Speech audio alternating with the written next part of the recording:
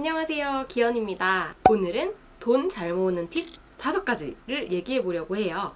저도 뭐 대단하게 돈을 잘 모으는 사람은 아닐 수도 있는데요. 그렇다고 돈 관리를 못하거나 돈을 잘 못 모으는 사람도 아닌 것 같아요. 지난 영상에서 25살에 1000만 원을 어떻게 모았는지에 대한 얘기를 찍은 적이 있어요. 그때 댓글에서 재테크나 돈 모으는 방법의 팁에 대한 질문을 받았었고요. 오늘은 그에 대한 영상을 한번 만들어 보려고 합니다. 바로 시작해 볼게요. 첫 번째, 가장 중요한 건 Why입니다. 돈을 모아야 되는 이유가 강력하면 강력할수록 돈도 더 잘 모으게 되는 것 같아요.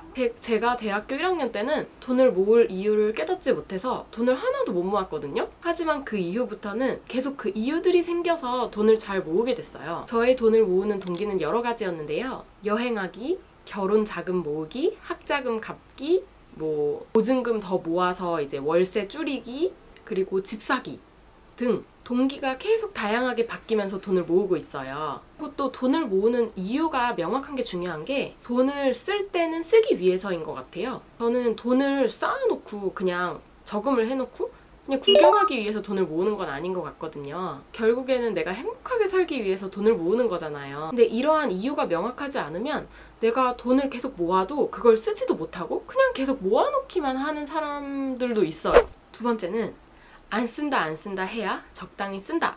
돈을 모을 이유를 확실하게 정했다면 그 다음에 우리가 해야 할 일은 그냥 안 쓰는 거예요. 특히 자금이 별로 없고 처음에 재테크 방법을 잘 모를 때 저와 같은 경우 그냥 모으는 게 가장 중요한 방법이에요. 이건 저만 이렇게 얘기하는 게 아니라 제가 읽었던 재테크 책이나 재테크 관련 영상이나 아니면 돈을 많이 모으신 분들의 이야기도 다 똑같아요.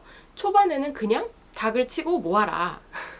이거 욕인가? 돈이 어느 정도 모일 때까지는 그냥 안 쓰는 게 답이다라는 얘기를 많이 하거든요. 근데 이게 재밌는 게요. 내가 그냥 적당히 좀 안 써야지 라는 적당한 마음을 가지고 있으면 돈을 안 쓰기가 되게 힘들어요. 진짜 막 구두쇠처럼 어쩔 때는 내가 진짜 안 써야지? 안 쓰려고 되게 노력을 해야지? 그나마 적당히 써지거든요. 돈 쓰는 거에 대해서 그냥 관대하고 편안하게 생각하면 돈이 잘 안 모인다는 거예요. 그렇다고 구두쇠처럼 다른 사람들한테 피해를 주면서 정말 써야 될 때 안 쓰고 그렇게 모아야 된다고 생각하진 않고요. 하지만 내가 옷을 사고 싶어도 참고 외식을 하고 싶고도 참고 이렇게 좀 참고 절제하는 것들이 이루어져야 된다고 생각해요. 안 그러면 돈이 정말 물 쓰듯 나가요.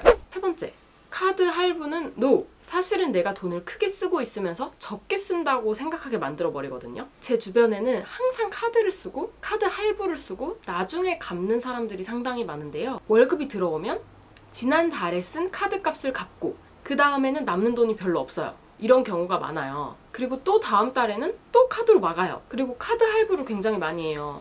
120만 원짜리를 사는데 6개월로 할부를 해서 20만 원씩 쓰는 거예요. 근데 이거의 안 좋은 점이 뭐냐면 120만 원짜리를 난 사고 있는데 내 머릿속에서 생각은 난 20만 원짜리를 사고 있어 라고 생각하게 된다는 거예요. 그리고 재테크 책이나 이런 데에서 신용카드 쓰지 말라는 얘기가 많이 나와요. 카드를 잘라버려라 이런 얘기가 나오는데 그 이유는 뭐냐면 카드 쓸 때는 사람의 심리가 내 돈이 직접 나가는 게 눈에 안 보이기 때문에 조금 더 편안하게 마음을 먹고 쓴다는 거예요. 근데 현금을 내면 내 돈이 나가네 라는 게 딱 느껴지잖아요.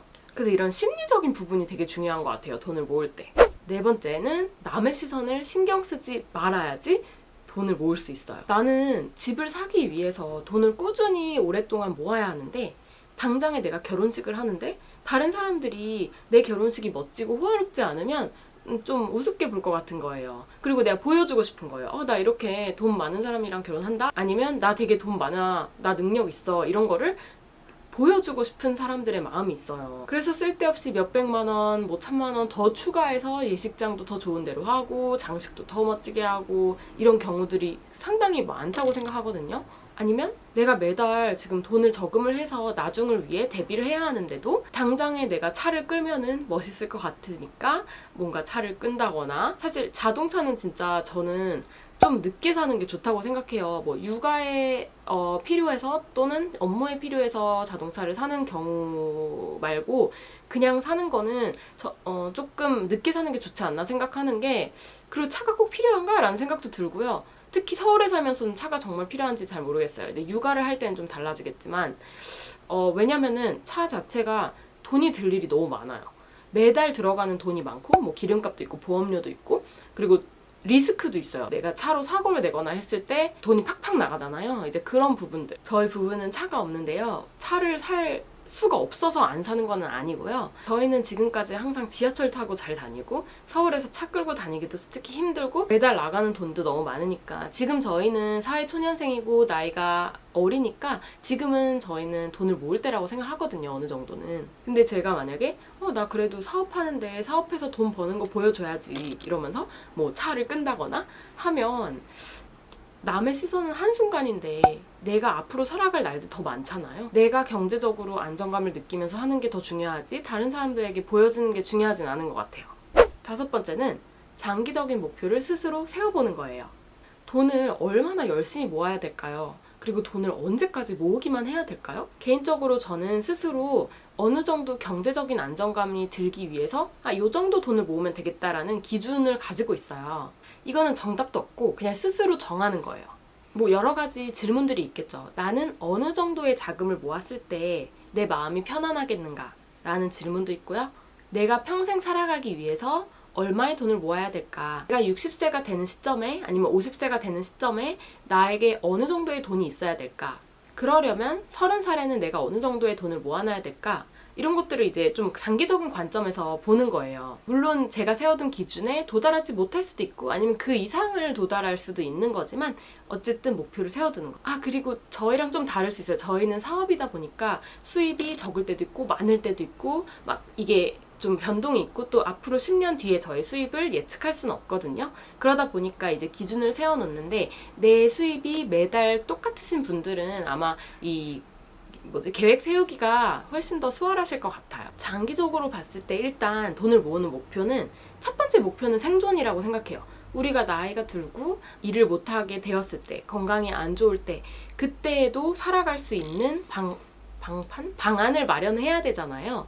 그렇기 때문에 돈을 모으는 건 마라톤이에요. 장기적으로 보고 모아야 되는 거지 지금 당장 1년 뒤만 보는 게 아니라고 생각해요. 네, 오늘은 돈 모으는 방법에 대해 제 생각을 얘기해 봤습니다. 근데 돈 모으는 것도 결국 내가 행복한 삶을 살기 위해서 그리고 안정된 삶을 살기 위해서가 아닐까요? 저는 경제적으로 너무 불안한 마음이 들면 하루하루 웃으면서 행복하게 보내기가 어렵다고 생각해요. 그렇기 때문에 돈을 잘 관리해야 된다고 생각하고요. 그렇다고 경제적인 안정감을 느끼기 위해서 엄청나게 부자가 돼야지만 되는 건 아니라고 생각해요. 다만 내가 쓰는 것과 버는 거를 잘 관리할 수 있어야 된다고 생각합니다. 여러분께 영상이 도움이 되기를 바라고요. 궁금한 점 있으면 댓글로 그리고 하고 싶은 얘기도 댓글로 나눠주세요. 오늘도 좋은 하루 보내세요. 안녕.